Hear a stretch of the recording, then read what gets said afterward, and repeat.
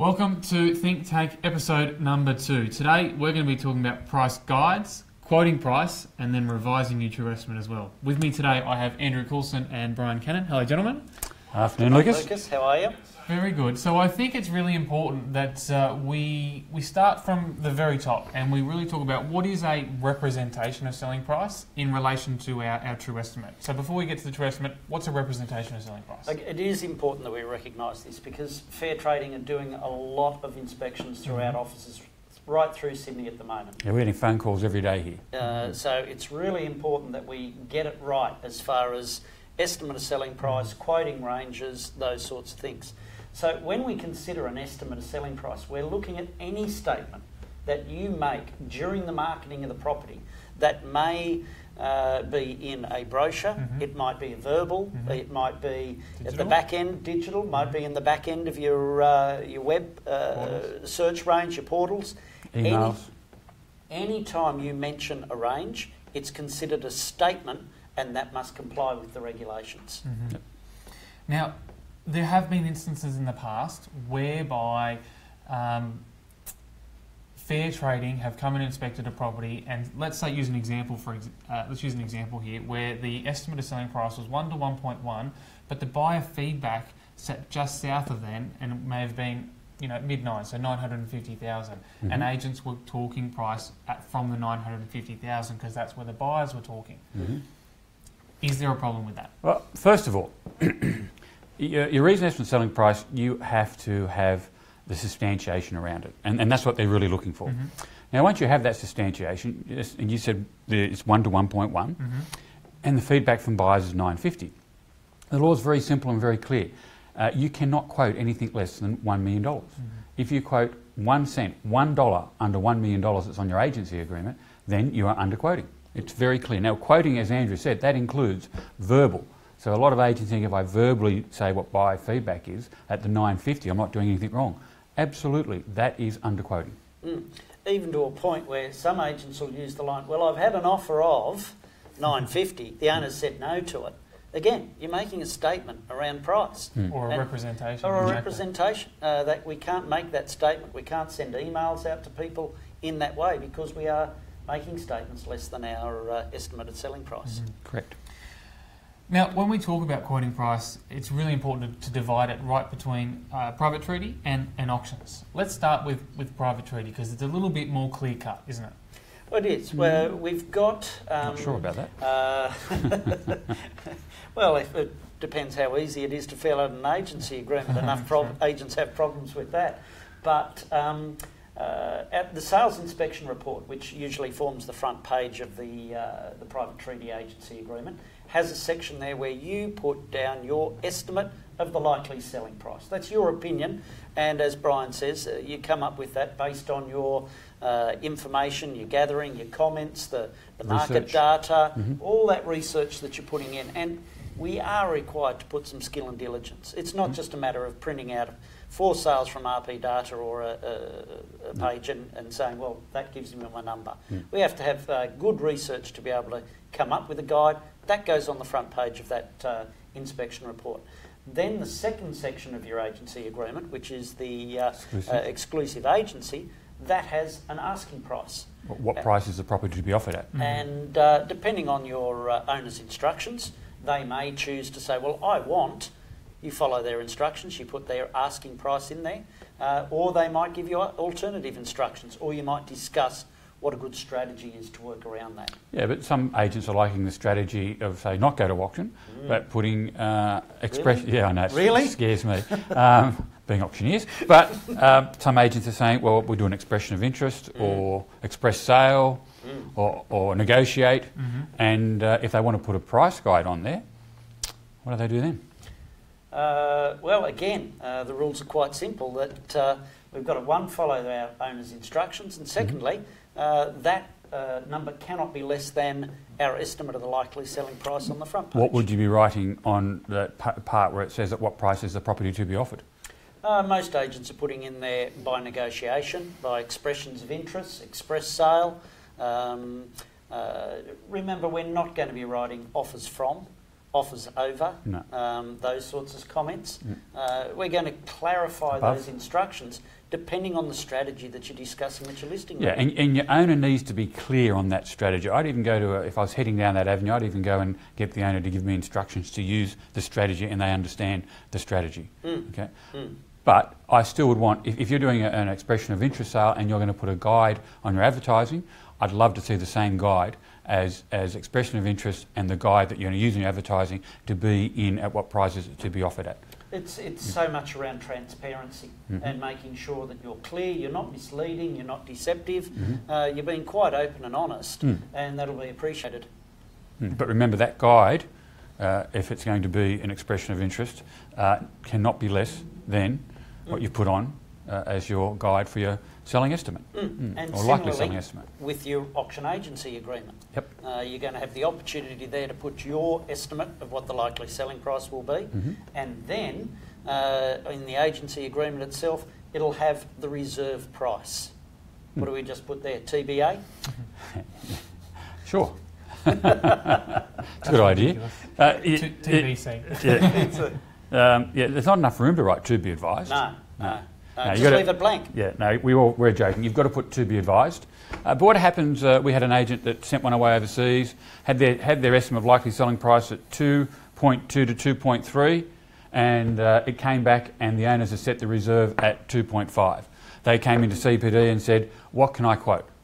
So I asked the class, and it was 50-50. Half of them said 2.2 to 2.3, and the other half said, can't quote anything less than 2.5. Good. Well, at least there's 50% agents out there that have got some Well, sort of it was good, and because once the owner gives you indication in writing of what they want, then you've got to start quoting that. That's right. That's why most of us do our reserve meeting very, very close, the day before or the day of the auction, so that once they give you that reserve price, you're not going to be quoting anything. Yeah, the written reserve meeting, the written price, we can still have verbally talking about it and where they're at and what they're doing, because they haven't made their mind up. When they put pen to paper, they've made their mind up. Yeah, it's all within the Australian consumer law that we're not misleading or deceptive by telling people that our number, when the owners have made it clear, this is the last price that we're prepared to accept. In writing. Which is what we're really tossing up between here. The Property Stock and Business Agency Act says we can't quote less than what our true estimate is. But if the owners have given us an indication of what they're wanting to sell the property to sell for, whether that be price at which the property is to be marketed for in private treaty, or the auction reserve price in the auction method of sale, we don't want to breach the Australian consumer law in that regard. No. Yes. So Yes, now we do. that we start talking Yes, I agree. Oh, good. So now that we know in that respect, now that we've brought up the Australian consumer law, how does it work around offers? Because during the course of the campaign, obviously offers will hopefully come through. That'd be the idea. What happens if in our range, where you can use that same range, 1 to 1.1, and we get an offer right in the middle of $1,050,000? Park it. Sorry. Obviously, what's an offer? That's the question. I had that question today. So the scenario today was that the buyer wants to put an offer in. It's at a level that the owner would look at taking. And the agent has recommended that they put it on contract with the 66W so the owner can take it seriously. And he's having a discussion with the purchaser's solicitor, and the solicitor's saying, well, send me a sales advice, is that offer accepted? And he's trying to explain that for that offer to be accepted, it needs to be on contract. And the solicitor said, it is an offer. And the agent's saying, no, it's not. It is an offer. First of all, it is an offer. And how the agent should have handled that was, yes, to agree with the solicitor, it is an offer. But my client has instructed me in writing to qualify that offer before they'll answer it. Now, that qualification that the client wants is a 66W, because if they come to auction and sign it, there's no cooling off period, and they want the same conditions on the day of the auction for that offer before they consider it. Yeah. Again, we always turn to the legislation. The legislation says, unless otherwise instructed in writing, all offers must be conveyed to the principal in writing. Absolutely. We don't get the choice to say what is considered an offer or not. We get told, unless they give us written instructions, unless that vendor says, I want it on a contract with a 66W, or I won't consider offers in this format. Yeah, but if we get a verbal offer, we have the right to qualify that offer. Certainly. Okay, before we take it to the owner. Certainly, And so because we've got to know the grounds of what that offer is. It's not just price. No, you need to know the conditions around it. And the owner has the right to say, look, I don't really consider that to be an offer until I get a 66W. So you get them put that on a contract and have a 66W, which is the same terms as auction day. Then I will consider that offer. And they have the right to do that as well. But the solicitor was getting upset with the agent because the agent was saying it's not an offer. And the solicitor was absolutely right. It is an offer. But what the agent should have been saying, look, I agree it's an offer, but my owners have asked me to qualify that offer before they're going to give me an answer. That's right. And that's every right of every owner to do that. We've got to find out what the settlement period is, what the amount of deposit. Is there any terms and conditions? Is it subject to finance? All these things the owner has the right to say, no, they're not suitable. 6-month settlement, $10,000 deposit. They're not going to be suitable, and he can reject on those grounds without having to affect his estimate of the likely selling price. So they're affecting on the terms, not on price. That's correct. And timing can be terms. Again, your documentation is what's going to really help you out here. That's the difficult part, isn't it? It is. It is. Asking real estate salespeople to document evidence. Well, they're busy people. And look, I'm on their side. I'm not very good with paperwork. So, but what you've got to do is have procedures in place so it is documented. So, we're very much paper-based here because of what we do, and we have procedures that make things... So you need to have the same procedures. If you don't want to do it yourself, have someone do it for you, but you need it documented. That's what's going to protect you. So now we know, obviously, the offer ISH can be qualified, but what happens if it is just rejected on price? Well, then you've got to increase your quoting. Pretty simple, isn't it? You've not only got if it's higher than your true estimate, if it's higher than what you're quoting, you've got to increase your quoting. You can't mislead buyers to believe in something that's not true. So if you're quoting 1 to 1.1 and the offer comes in and rejected at $1,050,000, the first thing we need to do is write to the owner and let them know that we are adjusting our estimate of the likely selling price. We don't have to adjust the estimate likely selling price at this stage, but we do have to adjust what we're quoting. Because it's still in between 1 and 1.1, okay? But it's $1,050,000, and we should be quoting over $1,050,000. I can't use the word over, but $1,051,000 or whatever, $1,055,000, you can't, because we know that they won't accept that. Once you know that, you can't mislead buyers. That's it. That's it. Now, this concept is really important because there's a lot of campaigns out there running with the forthcoming auction where you're listing it with a couple of weeks to obviously get a bit of the market feedback before actually going down a fully fledged auction campaign. Now, how does that impact? Or a property launch, soft launch, whatever, there's many different terms. How does that impact the auction campaign if it doesn't sell during the first couple of weeks?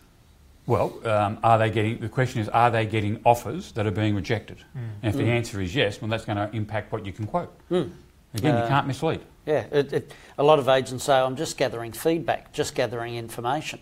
Again, once you're gathering that information, you've got to keep your estimate of the likely selling price to be a current and accurate guide. But feedbacks aren't offers.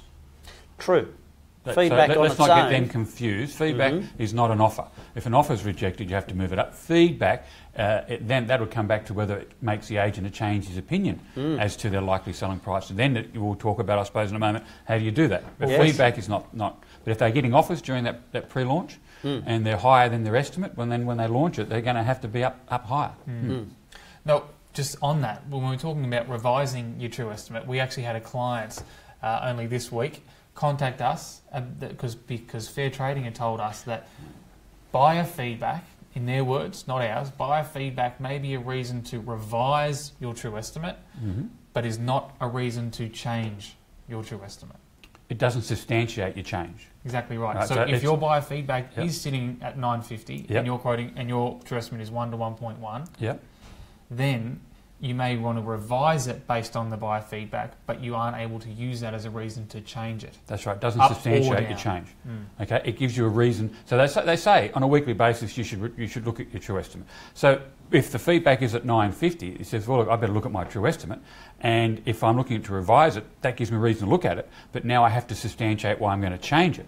Okay, and there's got to be more than just one reason why you're going to change it. The feedback isn't going to let you change it. Okay, so what could we use to change it? Well, when you've done your estimate of selling price, you're taking into account 4, 5, maybe even up to 9 different things, not just your comparables, your market conditions, your interest rates, your buyer demands, market demand. If any of that changes, then you're going to take all of that into consideration when you're revising your estimate of selling price. If I'm revising my estimate of selling price right now, I would obviously look at market demand. We know that the auction clearance rates have dropped, from 80% to say 70%. So market demand, isn't it? You can prove by that. There's a number of articles in the paper, which we all love to read, the buyers love to read them, that the market isn't as strong as it was. So the market demand isn't there. Investors are moving out of the marketplace. Overseas investors aren't available at the moment for numerous reasons. Banks have increased fixed term interest rates, which has helped hurt the investor as well. You can't get fixed term loans, very difficult now. So all of this is making it less demand for the property, so the property price can be reduced. Yeah, that's right. So you're using that together with some buyer feedback, but not buyer feedback on its own. The buyer feedback is giving you a reason to look at your estimate. Your substantiation of your estimate would be the other things: interest rates, the market demand. There's less buyers coming through. I'm hearing that all the time. Yeah. The number of buyers coming through opens has dropped. Days on market. Yeah, all of those things you can use to change your estimate. The feedback is giving you a hint that you should be looking at your estimate. That's really important. That's what fair trading is looking at right now. And they are looking, and there's no doubt about it. They're looking at all of the paperwork, making sure it all lines up, from your agency agreement to what you're marketing and what you're representing the price to, revising your true estimate to offers, everything along those lines. And if you don't have your paperwork in order, you might find yourself in a bit of trouble, which is... you will find yourself in trouble. And the thing that they're also looking for is that offer one. If the offer's come in and it's rejected and you keep marketing it at the lower price, that's not a good thing to do. No, they're looking for that dialogue through the marketing of the property. They're looking for comments, letters. If you've got a file and a sales advice in it and not much else, then that's just going to open up most agents have good files. The ones that I go and see have good files. But they just got to be really tight on your paperwork around the quoting guidelines, because that is exactly what they're out looking for right now. If you guys have got any questions about this subject, feel free to comment below. We also have some forms around your likely estimate of selling price and revising it as well. So if you'd like them, let us know below. We're more than happy to send them out to you guys. But that does wrap it up for today. So thank you very much for joining us on behalf of myself, Brian and Andrew. We hope that helps, and we hope to see you soon. Thank you, Lucas.